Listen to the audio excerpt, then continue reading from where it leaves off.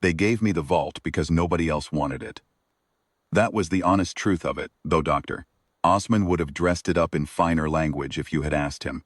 He would have said I was assigned to preservation maintenance of sublevel 4 and left it at that. What he meant was that the vault smelled of 40,000-year-old mineral dust, that the lighting system never quite worked right. No matter how many times the electricians replaced the conduits, and that every distinguished visitor who had descended those carved obsidian steps in the 3 years since excavation began had walked back up again, looking slightly embarrassed. The vault had that effect on people. It made them feel small, and important people do not enjoy feeling small. The monolith did not help. It stood at the center of the chamber, 31 feet of solid black stone, surfaced in a script no linguist had cracked, tapered at the crown like a finger pointing at the ceiling. It was the reason the dig existed. It was the reason the Interplanetary Survey Authority had sunk 400 million credits into this plateau. On a world that had no other obvious value. Every faction that had ever held territory on this planet, going back as far as records ran, had built their settlements a careful distance away from it, as though by instinct or old instruction. When our drills first broke through to the chamber and the survey lights swept across that surface, the lead archaeologist on shift had reportedly sat down on the floor and said nothing for 11 minutes. I had not been there for that moment. I arrived 6 weeks later with a mop, a broom, a set of soft bristle brushes for the carved sections of the floor, and a work order. My name is Darovell. I am 53 years old. Before this posting, I spent 8 years cleaning the lower corridors of the Meridian Transit Hub, Casavar Station, and before that I worked maintenance aboard a commercial hauler that no longer exists. I have no academic credentials. I have no family name worth mentioning. Vel is what the civic registry gave the foundling ward I came from, a placeholder surname they handed out alphabetically.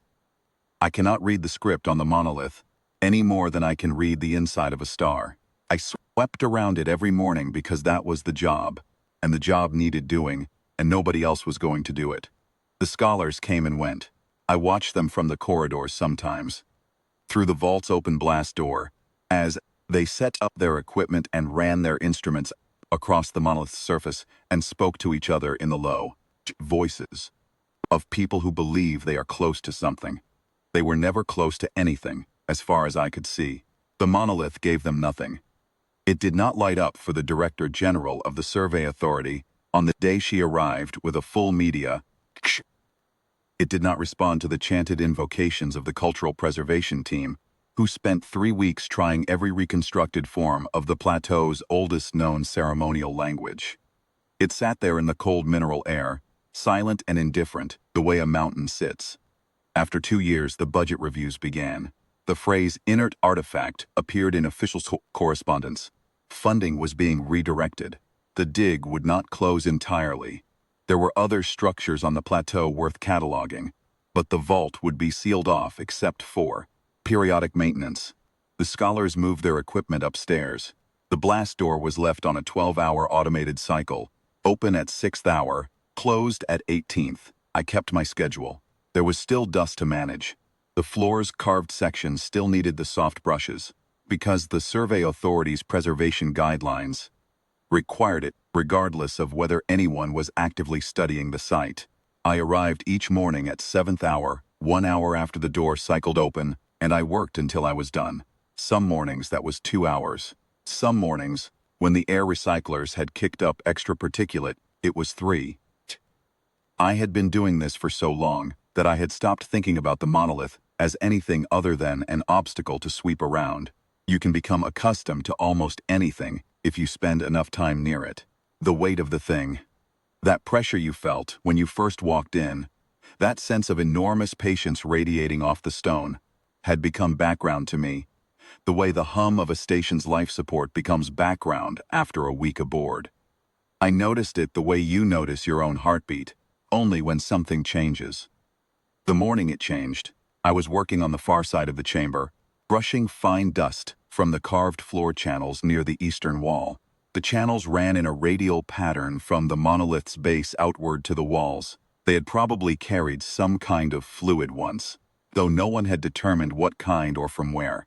I was on my knees with the soft brush, working a section that had accumulated a gray-white mineral film, and I was not thinking about anything in particular.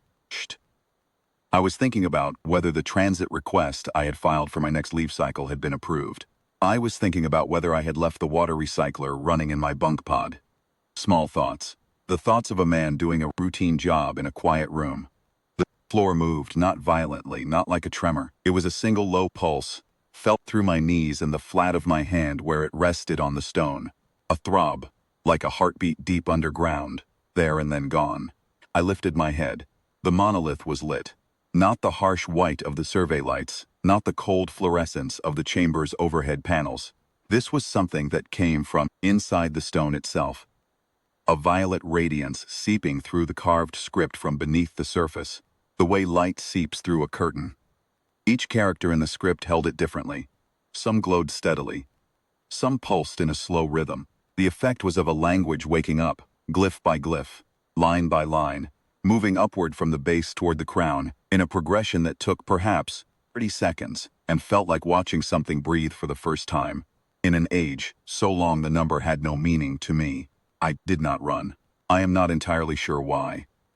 Some part of me, the part that had spent 3 years in that room, that knew the particular quality of the silence in that chamber, understood that running would be the wrong thing. I stood up slowly. I held the brush at my side. I faced the monolith the way you face something that deserves to be faced. Square still, without pretense. The light reached the crown. The chamber was full of violet by then, soft and cold, catching the mineral dust in the air so that the whole room seemed to breathe it. The temperature had not changed. The air recyclers had not kicked on. There was no sound beyond the low, almost subsonic resonance that I felt in my chest more than heard with my ears. A vibration that seemed to have always been present in the stone, and was only now being allowed out. Then the monolith spoke. I do not know how else to say it. There was no mouth. There was no aperture. The sound came from everywhere and from nowhere, and it arrived not only as sound, but as understanding. As if the meaning bypassed the ear entirely and settled directly into some older part of the mind. The voice, if you could call it that, was neither male nor female. It was vast and it was precise, and it carried in it the weight of an interval of time that I could not hold in my head without it breaking apart. It said 4 words. You are the one who remained. I stood there in the violet light with a cleaning brush in my hand, and I did not speak because there was nothing to say to that. Not yet. The words turned over in me the way a stone turns in a current, slow and inevitable. The one who remained. I thought of the registry on Cassivar, the foundling ward, the placeholder name, the alphabetical assignment that had handed me Vel because the child ahead of me had taken Vale. I thought of the hauler that no longer existed, and the fact that I was not aboard it when it went. I thought of the 11 postings I had held in 53 years of working, each one unremarkable, each one a step sideways rather than forward, each one the kind of job that someone takes because nothing better was available, and because the work needed doing, and because someone had to. The monolith held its light. I understood not all of it, not even most of it, but enough. That the thing in front of me had not been waiting for a king. It had not been filtering for a scholar or a diplomat or an officer with the right credentials. It had been filtering for the specific human who, across every branching of every line it had been built to watch, had not died. The line it was built to wait for had been running thin for a very long time, whittled down by chance and loss and the ordinary attrition of living in a hard universe, until one thread was left. One thread, holding a broom, in a room that nobody important wanted to clean. I set the brush down against the eastern wall. I straightened my back. The vault held its silence around me, full of violet light and 40,000 years of waiting, and I stood inside it and let the weight of what I apparently was settle onto my shoulders. And I did not flinch. Whatever came next was going to require someone who knew how to show up every morning and do the work that needed doing. I had some experience with that.